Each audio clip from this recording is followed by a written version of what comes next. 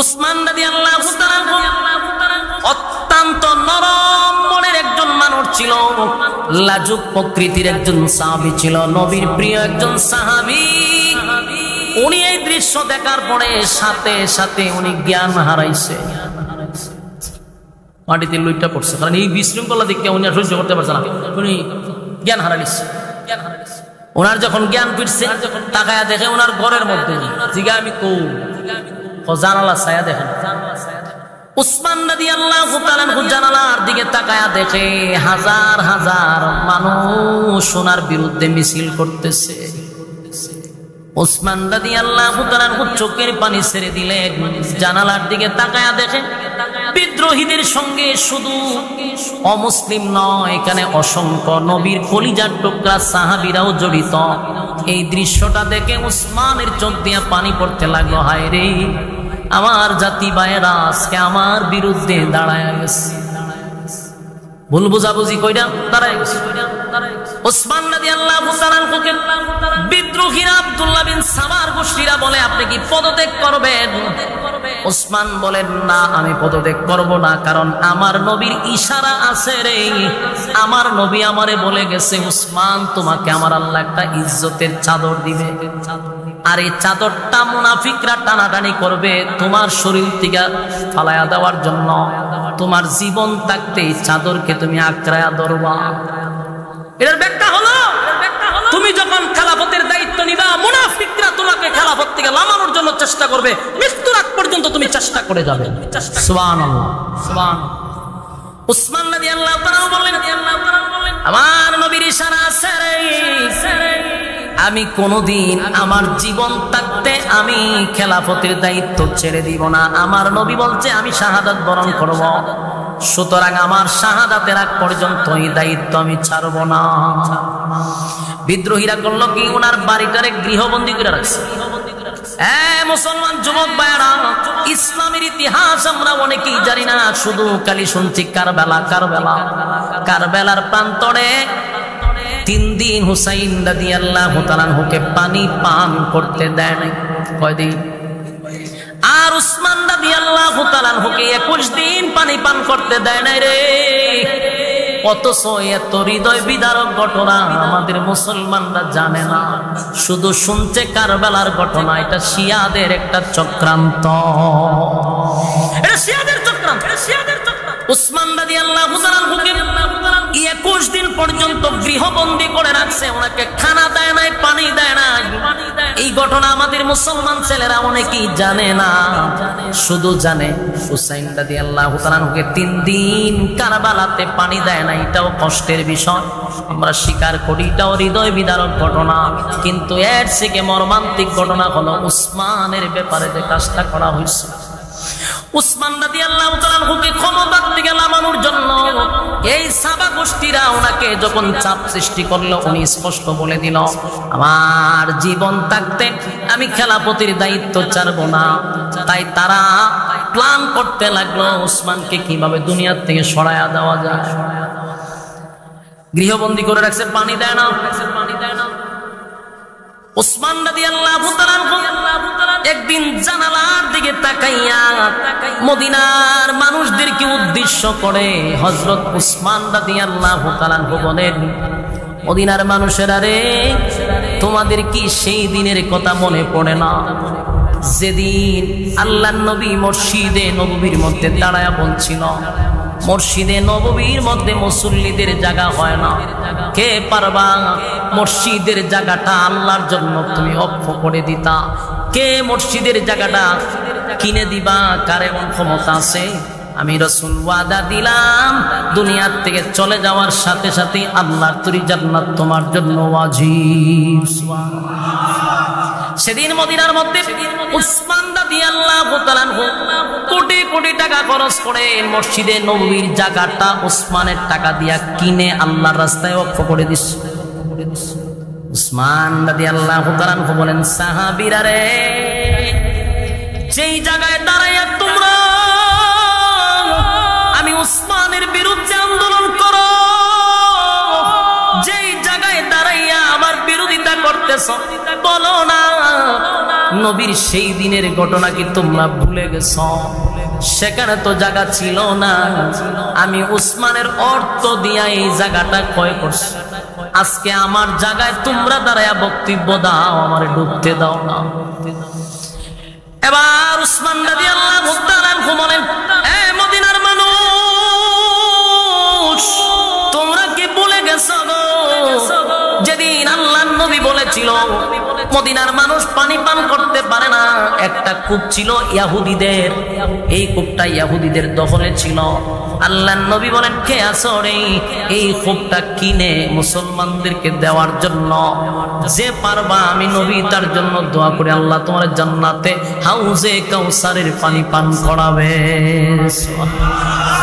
সেদিন তখনকার সময়ের 50 লক্ষ টাকা খরচ করে উসমানের টাকা দিয়া সেই কূপটা মুসলমানদেরকে উসমান দান করে দিচ্ছে। গোটা মদিনার মানুষ উসমানের দেওয়া কূপের পানি পান করে রে, অথচ উসমানকে 21 দিন পর্যন্ত পানি দেয় না। এই হৃদয় বিদারক ঘটনা, উসমান রাদিয়াল্লাহু তাআলাকে পানি দেয় না গো। মদিনার মানুষ তার টাকার কিনা পানি পান করে, কিন্তু উসমান পানির অভাবে পিপাসা জিহ্বাটা শুকায়া গেছে। একদিন 2 দিন না, 21 দিন পর্যন্ত গৃহবন্দী করে রাখছে রে, উসমানকে পানি পান করতে দেয় না। আব্দুল্লাহ বিন সাবা আইন জারি করছে, কেউ উসমানের কাছে পানি নিয়ে আসলে তার শাস্তি হবে। এইভাবে যখন উসমান মানুষের কাছে বলতে লাগলো, ও মদিনার মানুষ, তোমরা এত পাষণ্ড হয়ে গেলা, আমার দেওয়া পানি আমার একটু পান করতে দাও, কেন তোমরা এত কঠোর হয়ে গেছ? এই খবরটা চলে গেল নবীজির বিবি উম্মে সালমার কাছে। ঘটনা যখন উনি শুনলেন, আল্লাহর নবীর বিবি আম্মা জান উম্মে সালমা এক বোতল পানি লইয়া উসমানের ঘরের দিকে রওনা দিছে। উসমান রাদিয়াল্লাহু তাআলার কাছে পানি নিয়ে আসার পথে আব্দুল্লাহ বিন সাবা মহিলাদেরকে দিয়া ওনাকে চেক করাইতে লাগলো। চেক করে দেখে উম্মে সালমার কাছে এক বোতল পানি পাওয়া গেছে। ওই আব্দুল্লাহ বিন সাবার গোষ্ঠীরা আম্মা জানকে পর্যন্ত উসমানের কাছে যেতে দেয় নাই, পানিটুকু উসমানের কাছে পৌঁছাইতে দেয় নাই, পানিটা জমিনে ফেলে দিল। কিন্তু উসমান রাদিয়াল্লাহু তাআলা এক ফোঁটা পানি পান করতে দিল না। আম্মা জান কান্দে আর বলে, এ মদিনার মানুষ, আমার নবীর কাম মুখ থেকে শুনছি, নবীজির জবান থেকে আমি শুনছি উসমান জান্নাতের একজন সুসংবাদপ্রাপ্ত সাহাবী। উসমান রাদিয়াল্লাহু তাআলা আল্লাহর নবী বলছেন, উসমান রে, যেই পরিমাণ দ্বীনের জন্য, ইসলামের জন্য তুমি দান খয়রাত করছো, যেই পরিমাণ দান খয়রাত তুমি ইসলামের জন্য করছো, তুমি যদি আর কোনো ইবাদত নাও করো, আমার আল্লাহ ঘোষণা দিয়েছে তোমার জান্নাত দিবে। সুবহানাল্লাহ। উসমান রাদিয়াল্লাহু তাআলা এত সম্পদের মালিক বানাইলো, ওনার যা কিছু ছিল সব ইসলামের জন্য ব্যয় করলো, দ্বীনের জন্য, ইসলামের জন্য, সব জায়গায় উসমানের অবদান। সেই উসমানকে এক ফোঁটা পানি তারা পান করতে দিল না। উসমানের বিবি চটপট করতেছিল স্বামীর মুখে এক ফোঁটা পানি দেওয়া যায় কিনা। উসমান রাদিয়াল্লাহু তাআলা কথা বলতে পারতেছে না, কলিজা শুকায়া গেছে রে, পানি নাই, পানি নাই। ওনার এক ফোঁটা পানি দেয় না, তাই কষ্ট আর বরদাস্ত করতে না পেরে উসমানের বিবি দৌড়াইয়া চতুর্দিকে পানি তালাশ করলেও পানি সাথে নিয়ে আসলে তারা রেখে দেয়। একদিন ওনার বিবি মুখের ভিতরে করে কিছু পানি নিয়ে আসছে, যেন স্বামীর মুখটা একটু ভিজানো যায়, তাই মুখের ভিতরে একটু পানি নিয়ে আসছে। কিন্তু দেখেনি আব্দুল্লাহ ইবনে সাবার গোষ্ঠীরা কত পাষণ্ড হইলে পড়ে ওনার মুখ পর্যন্ত চেক করছে। কথা বুঝতেছেন? মুখটা পর্যন্ত চেক করছে, দেখি তুমি হা করো, দেখে মুখের ভিতরে পানি, পানিটাও উসমানের মুখে দিতে দেয় নাই। কত বড় জাহেল জালেম। এই অবস্থায় চলতেছিল। হযরত আলীর কাছে উসমান চিঠি বানাইছে, আলী, মদিনার মানুষ আমার পানি দেয় না গো।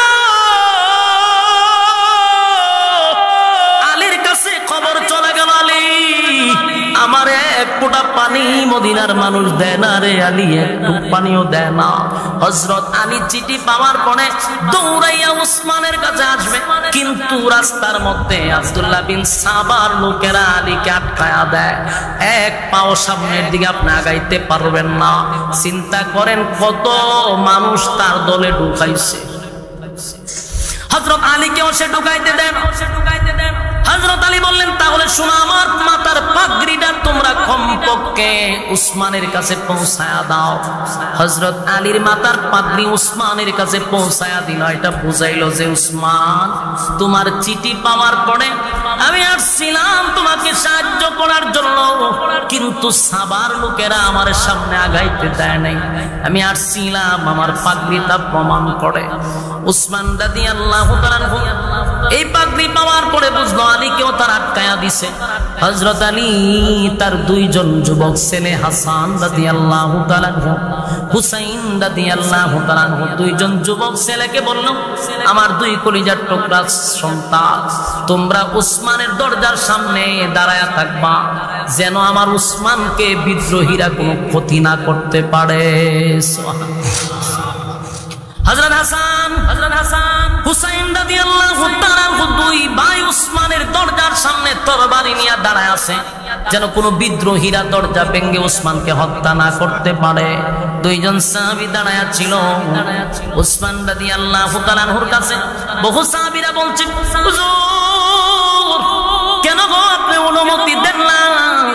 আপনি শুধু অনুমতি দেন, আমি ওয়াদা দিলাম এই বিদ্রোহীদের সঙ্গে আমরা জিহাদ করব। কিন্তু উসমান রাদিয়াল্লাহু তাআলা অর্ডার দেয় না, আদেশ দেয় না। উসমানের কথা হলো নবীর জমিনে রক্ত পড়ুক, মুসলমানদের তরবারিতে মুসলমান শাহাদাত বরণ করুক। আমি উসমান এটা কখনো চাই না, এটা আমি হতে দিব না। হযরত আলীও চিঠি বানাইলো, উসমান আপনি শুধু অর্ডার দেন, আমরা জিহাদ করব, এই বিদ্রোহীদের বিরুদ্ধে জিহাদ করব। উসমান বলে, না, আমি রক্ত দেখতে চাই না, আমি এখানে দ্বন্দ্ব হোক, আমি উসমান আমার শাসন আমলে রক্ত জড়ুক, নবীর জমিন আমি চাই না। একজন সাহাবী ওনার কাছে গেলেন, গিয়ে বললেন, হুজুর আমার কাছে 1000 লোক আছে, আপনার পক্ষে আমরা যুদ্ধ করব, আপনি অর্ডার দেন। উসমান বলেন, কোনো প্রয়োজন নাই, নবীর জমিনে রক্তপাত হোক, আমি উসমান চাই না। তখন উনি বললেন, শোনো, আমার জন্য তোমরা চিন্তা কইরো না। আজকে গভীর রাতে আমি স্বপ্নে দেখি আল্লাহর হাবিবের সঙ্গে হযরত আবু বকর, হযরত ওমর, তিনজন লোক আমার সামনে এসে দাঁড়াইছে। নবী আমারে সুসংবাদ জানায়া দিল, উসমান রে, ঘুম থেকে জাগ্রত হইয়া তুমি চেরি খাও। উসমান বলে, হুজুর 21 দিন পর্যন্ত আমার মুখে এক ফোঁটা পানিও তারা দেয় নাই। কিভাবে আমি রোজা রাখবো? এইভাবেই তো রোজা অবস্থায় আছি। আল্লাহর নবী স্বপ্নের ভিতরে নবী তাকে পানি পান করাইলেন উসমানকে। উসমান রাদিয়াল্লাহু তাআলা বলেন, আমারে আমার নবীর নিজের কুদরতি হাত দিয়া আমার নবী স্বপ্নের মাধ্যমে বরকতি হাত দিয়ে আমারে পানি পান করাইছে। আমি পানি পান করার পরে আল্লাহর নবী বলেন, উসমান আরো পান করো, আরো পান করো। উসমান বলেন, এত পানি আমারে পান করাইছে, এখনো বুঝতেছি আমার পানির কোনো পিপাসা আর নাই, আমার পেটে এখনো পানি আছে। আমার নবীটাও বলতে, উসমান আজকে তুমি চেহারি খাইবা, এই পানি দিয়া তোমার চেহারি হয়ে গেছে। ইফতারি তুমি আমি উমর আর আবু বকর তারি করবা জান্নাতে। জোরে কোন সুবহান। একটা জবান বন্ধ রাখবেন না, জোরে কোন আল্লাহু আকবার। আর জোরে কোন আল্লাহু আকবার। এই ইমানের আওয়াজ দিয়ে বল আল্লাহু আকবার। আল্লাহর নবী স্বপ্নে দেখাইলেন, উসমান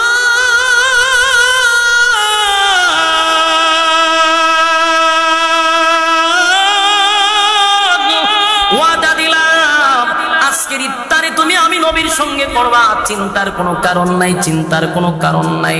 ওসমান রাদিয়াল্লাহু তাআলা বলেন, আমি তাকায়া দেখি হযরত আবু বকর হযরত ওমর নবীর দুই দিকে দাঁড়ায় আছে, আল্লাহর নবী মাঝখানে দাঁড়াইয়া আমার সুসংবাদ দিছে জান্নাতে আমারে নিয়ে একসাথে ইফতারি করবে। তাই আমার দিলে সাক্ষী দেয় আজকে আমি সূর্য অস্ত যাওয়ার আগে আগে শাহাদাত বরণ করব, এর মধ্যে কোনো সন্দেহ নেই। এটা ছিল হজের মৌসুম। মদিনার বড় বড় সাহাবীরা যারা ছিল, আম্মা জান আয়েশা সহ সবাই চলে গেছে মক্কায়। সবাই মক্কা গেছে, এই সুযোগটা নিলাম আব্দুল্লাহ ইবনে সাবা, এই সুযোগটা নিছে, কারণ বড় বড় কেউ নাই, সব সাহাবীরা গেছে হজে। আর হযরত আলী ও তার দুইজন সন্তান দরজার সামনে দাঁড় করায়া দিছে যে উসমানের যেন কোনো ক্ষতি না হয়। সবাই যখন হজের মৌসুমে চলে গেল, আর যেদিন উসমান স্বপ্নে দেখছিস ঠিক এই দিনের বেলায় হযরত ওসমান সুন্দর করে পরিপাটি হয়ে একজন সাহাবীরে বললেন, তুমি কি আমার একটা সাহায্য করতে পারবা? তুমি আমার একটা সেলোয়ার আইনা দিতে পারবা? সেলোয়ার বুঝেন পায়জামা, তুমি কি আমার একটা পায়জামা দিতে পারবা? বলে কেন? বলে আমি পায়জামাটা পরে তারপরে থাকতে চাই, নির্ঘাত আমি আজকে শাহাদাত বরণ করব। যদি ঘাতকরা আমার উপরে আক্রমণ করে, আমি যদি ফিরাইতে গিয়ে আমার কাপড় ঠিক না থাকে, এই লজ্জা আমি কোথায় রাখবো? কোন অবস্থায় আমি শাহাদাত বরণ করব? কারণ ওসমান ছিল এত লজ্জাশীল, একজন কুমারী মেয়ের চেয়েও উনি বেশি লজ্জা পাইতেন। তাই পায়জামা দেওয়ার পরে পায়জামা পরে পরিপাটি হইয়া আল্লাহর কোরআন সামনে নিয়ে তেলাওয়াত করতে লাগলো। ঘটনাটা এমন চমৎকার হয়েছে, উনি যখন আল্লাহর কোরআন তেলাওয়াত করতে লাগলো, ওই আব্দুল্লাহ বিন সাবার গোষ্ঠীরা সামনের দরজায় তারা প্রবেশ করতে পারে নাই, কারণ হাসান রাদিয়াল্লাহু তাআলা আনহু, হযরত হুসাইন রাদিয়াল্লাহু তাআলা আনহু দুজনেই তো দরজার সামনে দাঁড়ায় আছে। অসংখ্য সাহাবীরা সামনের দরজায় দাঁড়ায় ছিল, তাই ঘাতকরা সামনের দিকে আঘাত করলো না, পিছনের ওয়াল টপকাইয়া উসমানের ঘরের ভিতরে প্রবেশ করছে। তখন উসমান রাদিয়াল্লাহু তাআলা কোরআনে কারীম তেলাওয়াত করতেছিল। এই কোরআন তেলাওয়াত করা অবস্থায় ওনাকে তরবারি দিয়ে এমন আঘাত করছে, ওনার মাথাটা গিয়া কোরআন শরীফের উপরে পড়ছে। যে আয়াতের উপরে রক্ত পড়ছে ওই আয়াতটা ছিল ফাসায়াকফিকাহুমুল্লাহ। এই আয়াতের উপরে রক্ত পড়ছে, এই আয়াতের অর্থ হলো তাদের জন্য আল্লাহই যথেষ্ট।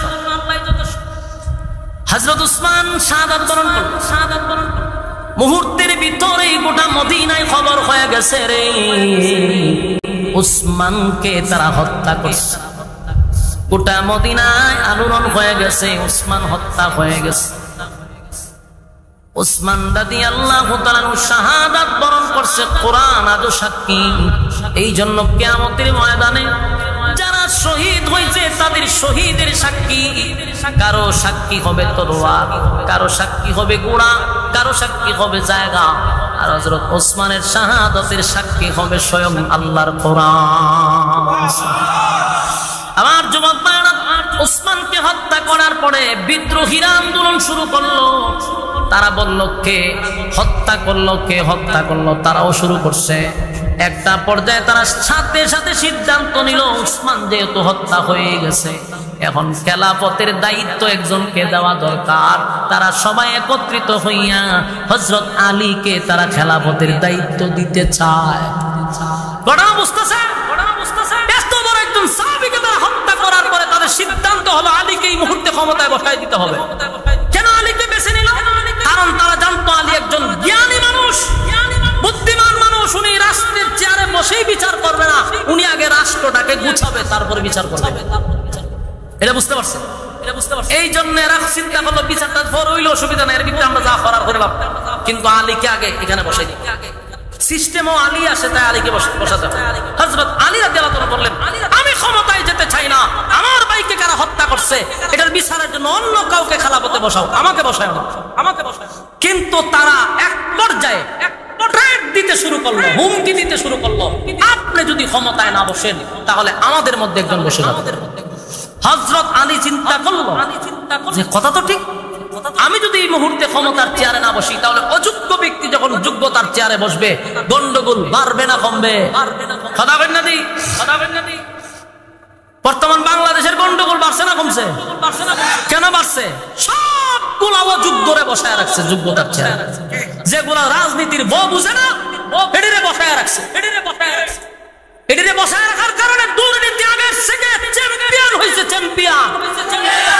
গুম খুন হত্যা দর্শন সেঞ্চুরি চলতেছে প্রতিদিন। অযোগ্য গুলারে বসায় রাখছে ডক্টর ইউনূস, সবগুলারে বসায় রাখছে। যেন গন্ডগোল কমবে না, বাড়বে। এখন যোগ্যতার আসলে যোগ্যতা সম্পন্ন লোক বসতে হবে, অযোগ্য বসলেই বিশৃঙ্খলা সৃষ্টি হবে। হযরত আলী রাদিয়াল্লাহু তাআলা ছিল বিচক্ষণ ব্যক্তি। উনি চিন্তা করলেন না এই মুহূর্তে আমাকে একটা পদক্ষেপ নিতেই হবে। তাই হযরত আলী বললেন, ঠিক আছে আমি খেলাফত গ্রহণ করলাম। কিন্তু এই খবর চলে গেছে মক্কায় আম্মা জান আয়েশার কাছে, বড় বড় সাহাবায়ে কেরামদের কাছে। তারা বলল কখনো হতে পারে না, আগে উসমান হত্যার বিচার হবে, তারপরে বায়াত গ্রহণ করা হবে। গন্ডগোল লাগিয়ে গেল, লম্বা ঘটনা। আমি যদি বলতে থাকি কারবেলা পর্যন্ত যাইতে হজর আযান করবো। এটা এত লম্বা ঘটনা। আমার জুম্মায় ফাঁদ জুম্মায় এই ঘটনা আমি শেষ করছি, ফাঁদ জুম্মায় নিলাম। তো এত লম্বা ঘটনা আমি আপনারা কেমন সহজে খাওয়াবো? এখন ঘটনা হইলো, যেই জায়গাটা আমাদের বোঝা দরকার, এটা হলো মুসলমানদের ঐক্য নষ্ট করার পিছনে মাস্টার প্ল্যান ছিল ইহুদিদের। আজও আছে ইহুদিরা, কালো থাকবে ইহুদিরা। ইমাম মাহদী ঈসা পয়গম্বর আসা পর্যন্ত ইহুদিরা ষড়যন্ত্র করেই যাবে, ষড়যন্ত্র করেই যাবে। তাই ষড়যন্ত্রকারীরা কখনো বড় পাঞ্জাবি নিয়ে আসতে পারে, কখনো লম্বা দাড়ি নিয়ে আসতে পারে, কখনো লম্বা টুপি নিয়ে আসতে পারে। সাবধান, তাদের চক্রান্তে পা দেওয়া যাবে না। কারণ ইহুদিরা ইহুদি হইয়া মুসলমানদেরকে আজকে ফাটল সৃষ্টি করে নাই। ইহুদিরা মুসলমানের বেশ ধরে মুসলমানের ভিতরে ফাটল সৃষ্টি করছে। আমরা যেন বড় লম্বা পাঞ্জাবি দেখলে যেন মুরিদ না হয়ে যাই, কারণ এরা ইহুদিদের এজেন্ডা হইতে পারে। বাস্তব না বাস্তব? কথা কই না দি? ওসমানকে হত্যা করলো। আপনারা কি মনে করেন এখানে শেষ? তারা যেই চক্রান্ত করে উসমানকে হত্যা করছে, একই চক্রান্তে হযরত আলীকেও তারা হত্যা করছে। তারা একই চক্রান্তে হযরত হাসানকে হত্যা করছে, একই চক্রান্তে ওরা কারবালার প্রান্তরে হযরত হুসাইন রাদিয়াল্লাহু তাআলাকে হত্যা করছে। একই সিস্টেম। কিন্তু আমরা দোষ দেই অমুকরে তমুকরে, কিন্তু মাস্টার প্ল্যান কার ছিল? কিভাবে ঘটনাগুলি ঘটলো, কারা ঘটাইলো? ইতিহাস পড়ে দেখুন। উসমান থেকে নিয়া, আলী রাদিয়াল্লাহু তাআলা থেকে নিয়া, হযরত হাসান থেকে নিয়া, এরপরে হুসাইন কিভাবে হত্যা করলো তারা, এগুলার পিছনে সুতা ছিল ইহুদিদের। কথা বুঝতেছেন? পিছনে কার চক্রান্ত ছিল? ইহুদিদের চক্রান্ত। সম্মানিত সুধী, তাই আমি বলবো ইহুদিদের চক্রান্তে পা দেওয়া যাবে না। আর এগুলো আমাদের বোঝা দরকার, ঠান্ডা মাথায় বোঝা দরকার। আজকে দেখেন ইসলামিক দল বাংলাদেশে কতটা, এটা এখন লিখতে লিখতে পুরা কাগজ শেষ হবে, কিন্তু শেষ হইতো না দলের নাম। এতগুলো দল কেন রে ভাই? ছোট খাটো যারা 15 জন 20 জন একটা টিম তৈরি করছেন, এরাও একটা দলের নাম দিয়ে বলেছেন ভাই আপনারা দলের দরকার নাই, তো আপনারা সবাই মিল্লা একটা ব্যানারের নিচে যান, তাহলে আগামীতে বাংলাদেশ হবে ইসলামের বাংলাদেশ। কথা কয় না? আগামীর বাংলাদেশ ইসলামের বাংলাদেশ হবে তখনই যখন আমরা ঐক্যবদ্ধ হব। আমরা যখন এক হব তখনই আমাদের ইসলামিক শাসন ব্যবস্থা হইতে পারে। আর না হয় এই বক্তব্য প্রতিদিন স্টেজে দিব আমরা ঐক্য চাই, আল্লাহর কসম কোনদিন ঐক্য হবে না। আর ঐক্য হইতে গেলে কিছু সার দিতে হয়। আমাদের মতো তো সার দেওয়ার মতো মান মানসিকতাই নাই। সবাই হলো আমি চাই, আমি এই আমিত্বটা দূর করতে হবে। এখন ইসলামিক দল সব এক হইলে চিন্তা করবে আমরা আমির বানাইবেন খারে, এই ঠেলা ঠেলি নিয়ে কোনোদিন আর এক হইতে। এই জন্য সার দিতে হবে, বিসর্জন দিতে হবে। আর না হয় 16 বছর যে নির্যাতন আলেমরা সহ্য করছে, আগামী নেক্সট আমরা একই নির্যাতনে ভোগ করবো ইনশাআল্লাহ। নিশ্চিতে ঘুমান।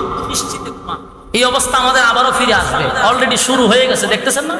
তরুণ আলেমদেরকে জঙ্গি নাটক দিয়ে অলরেডি মামলা দিয়ে দিছে। 5 আগস্টের পরে এই সাহস কোথা থেকে আসলো? এই নাটক আবারও কিভাবে তৈরি হইলো? কি মনে করেন পিছনে ইন্ধনদাতা আছে না নাই? অবশ্যই ইন্ধনদাতা আছে। আমি বাংলাদেশের সমস্ত ইসলামিক দলকে বলবো, যে কোনো অঙ্গনের একজন আলেমের বিরুদ্ধে যদি কেউ মামলা দেয়, সমস্ত দল ঐক্যবদ্ধ হয়ে তার বিরুদ্ধে প্রতিবাদ করতে হবে। যদি না করেন আগামীতে একজন নয় শত শত আলেমদেরকে তারা এই মামলা দিয়ে জেলখানায় আবার ঢুকাবে।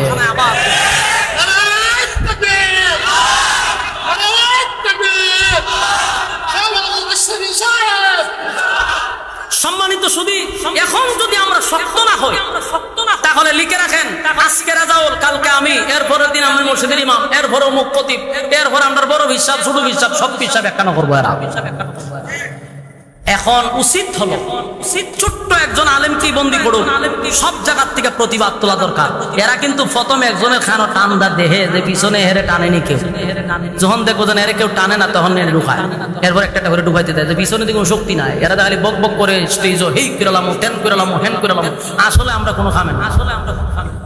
এই জন্য আমাদেরকে তারা টেস্ট করে, এই জন্য সব জায়গার থেকে প্রতিবাদ তুলতে হবে। রাজি আছি ইনশাআল্লাহ? ওলামায়ে কেরামদের পাশে আছেন তো ইনশাআল্লাহ? আলেম তৈরি করার কারখানা বানাইবেন তো ইনশাআল্লাহ?